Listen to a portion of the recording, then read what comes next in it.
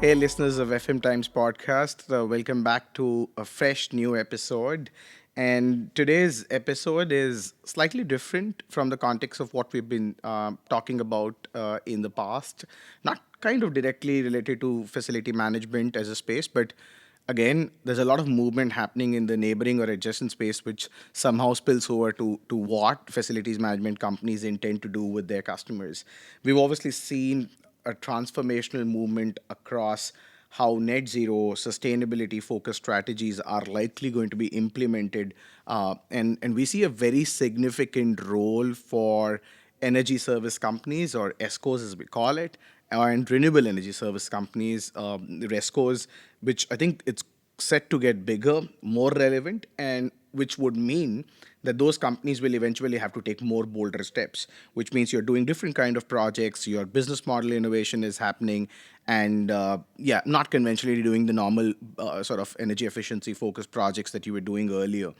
And the way I see it, especially when you look at in the context of what's happening in UAE and somewhere in the UK as well, everywhere else, there's a function. I mean, when you look at energy service companies, I always see that as a function which already exists within facility management company as a whole, either organically or organically. There have been a lot of acquisitions that have happened. Middle East is a great example where you've had a tier one FM company sort of going in, acquiring a majority stake in a full blown leading ESCO service provider, and there are similar situations that have happened elsewhere in the other countries. So, and that's the same happening in energy retail as well, or utilities. So you're looking at the same customer, which is, let's say, the built environment in this case, being targeted by different segments through the same offering. And that is what we're going to essentially talk about.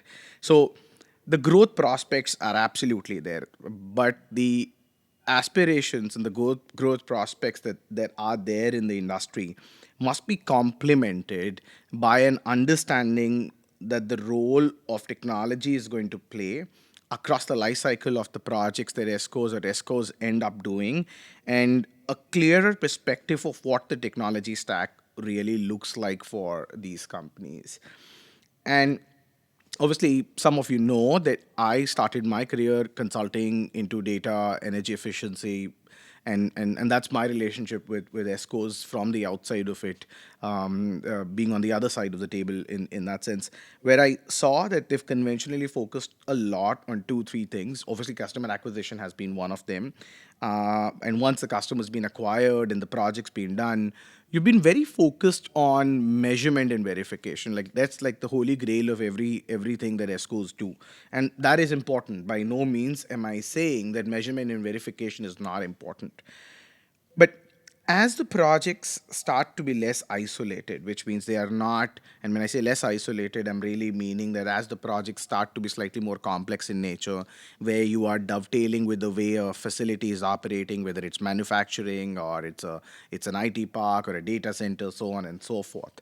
The relationship between energy, operations, and maintenance cannot be sort of ignored, and which then leads you to the next thing that essentially, if you are taking a 7 year contract or a 10-year contract, let's say you are an energy retailer saying that, hey, here is how we will sell you a fixed purchase price for the 7 years, but we'll put the solar rooftop panel on top of your roof and maintain it. And if you're an energy service company saying, hey, these are the changes we're going to make onto your AHU to save you energy and stuff like that. Now, those are not isolated in nature, because there are other parties involved. In case of the former, you would have installers, you would have the people who are going to maintain those assets, so the performance risk is on you.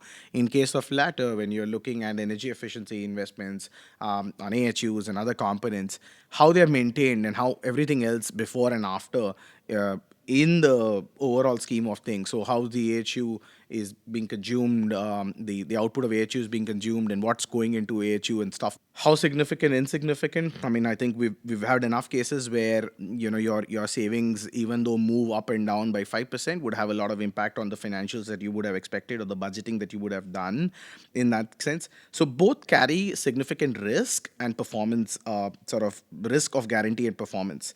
And that is where I think that the technology stack that they use is going to be or most likely should be very similar to what a facilities management or an asset management company brings on board. So which would mean that things that need to be added in the entire stack is a customer success platform, not to be confused with CRM, but data driven. How wisely are you using a lot of data points that are coming through from your site, from your assets, to be able to deliver customer success across the life cycle of the project? Most importantly, obviously, manage your exposure on the risk and performance side of things. Processes that have to be implemented in a standardized manner, largely operations and maintenance. So if you put up a solar rooftop panel across on a built environment, that still needs to be operated and maintained, right? And O&M is an important process across the life cycle of the contract that you're doing in. So how are you standardizing it? You may have multiple vendors, you would have multiple installers, but what is the process that's being followed? And more importantly, what digital stack that you're bringing in to ensure that there's a standardized process? And it may very well happen that each installer or a vendor is bringing in their own technology or a field services app and stuff like that. So it's complicated. People haven't really thought through this, but I think it's a great time to be thinking through this. I, for one, am a believer that if you are the one who's carrying the risk, then you are the one who should be setting up the processes and managing that process, which is fundamentally very important.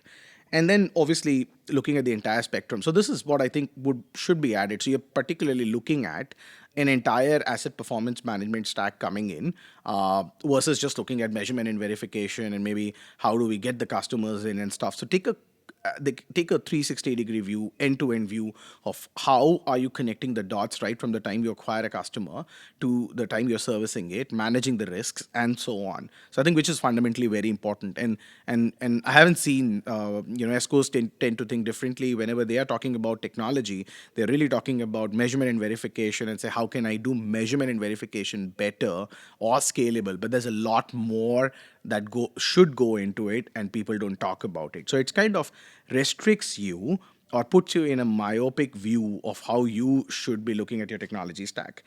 And to be very fair, we've seen that change happening. India is a place where some of the new age ESCO and RESCO companies have challenged incumbents, and they've done really well.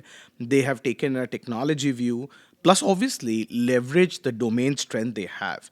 But they've really been able to scale, challenge the incumbents, and I think that's a trajectory that's going to keep on happening. I mean, that's something that's going to keep on happening unless the incumbents really go back, in this case the established ESCO companies, ones that have been around for a lot of time, or the larger companies like energy retailers and utilities, which are now kind of establishing these micro functions within their large organization, think and take an alternate view of the technology stack that they should be using. I'm hoping that this comes of help to potential companies who are looking at starting an ESCO function or a RESCO function, or who are already into that, and gives them a parallel view of what their technology stack should be. If you would like to talk to me, or anyone from Xempla, where you would want to understand what is that we are seeing in the market, or how are we driving some things, happy to share our experiences. Drop in your request in the comment wherever you're consuming the content, whether it's YouTube, Spotify, or Apple. I think our team would be more than happy to get back to you. And as usual, we're all ears to hear from you, or probably bring in a guest who you think in this domain has done exceptionally well, brought in technology to in a conventional industry like an ESCO, and has really transformed it. So would really love to hear in from you guys in that sense. Thank you so much for taking time out to listening to this podcast. Goodbye and take care until we hear you again in the next episode. Thank you.